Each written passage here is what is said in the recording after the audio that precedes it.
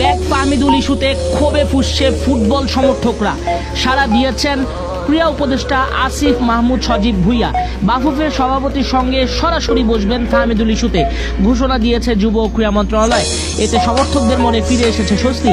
উদীয়মান ফুটবলার ফাহমিদুল জাতীয় দলের সঙ্গে যায় না, বয়স কম, এখনো অভিজ্ঞ হয়ে ওঠেননি। তবে এখানে খেলোয়াড় সিন্ডিকেটের বিষয়টি তুলে আনছেন সমর্থকরা। সৌদি থেকে দেশে ফিরে কোচেরা বলেন, ফাহমিদুল ঢাকায় আসেননি, সে সৌদিতে 1 সপ্তাহ আমাদের সঙ্গে ক্যাম্পে ছিল। সে মেধাবী খেলোয়াড়, তবে আরও কিছু সময় প্রয়োজন। ইতালিয়ান ফুটবলে 4র্থ ডিভিশনে খেলা ফাহমিদুলকে খুঁজে বের করেছিলেন কাবরেরাই।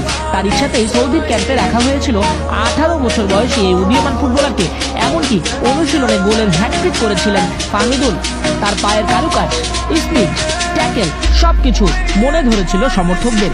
এমন একজন খেলোয়াড়কে ভারত ম্যাচের আগে বাদ দেয় ফুঁসে উঠেছেন সমর্থকরা। ফাহমিদুলকে ফেরানোর জন্য আন্দোলনেও গেছেন তারা।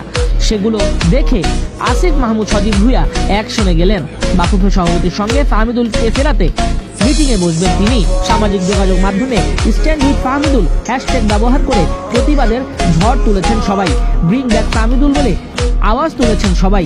হামজা চৌধুরীর সঙ্গে ফাহমিদুল থাকলে বাংলাদেশ দল বহুগুণে শক্তি পাবে বলে মনে করেন তারা। কোনো ফুটবলারকে দলে নেওয়ার জন্য সমর্থকদের আন্দোলনের এমন নজির বাংলাদেশ ফুটবলে আর নেই।